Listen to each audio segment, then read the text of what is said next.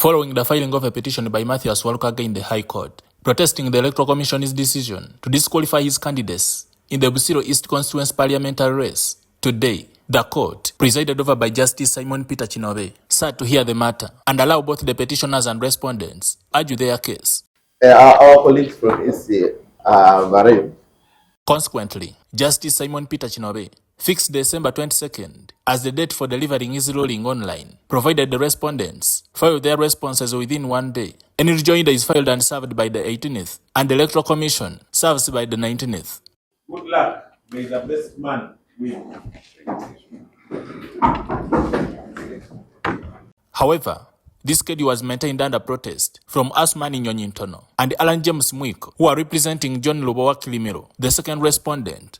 Shortly after the court proceedings, Counsel Alex Uganda, one of Walukaga's lawyers, commended the High Court for treating the case with the urgency and expeditiousness they desired, noting that electoral timelines and Christmas holidays are fast approaching.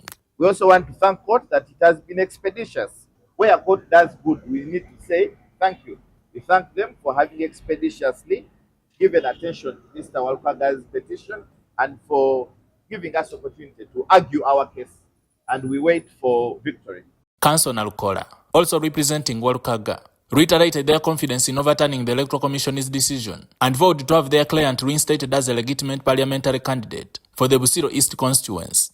We are not worried at all because we are guided by principles of law. One of such principles is to the effect that a party is not allowed to go beyond the pleadings on court record. So I believe our colleagues, our land friends for the respondents will not cross the bar. They will be within. The pleadings will be on the record, and that the pleadings on the record which will guide us in the course of making our submissions. And we are waiting for the ruling in the 22nd.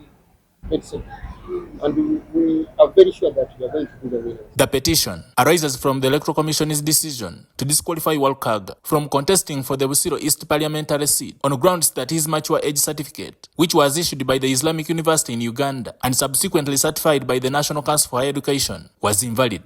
Joseph Kabale, UCTV News.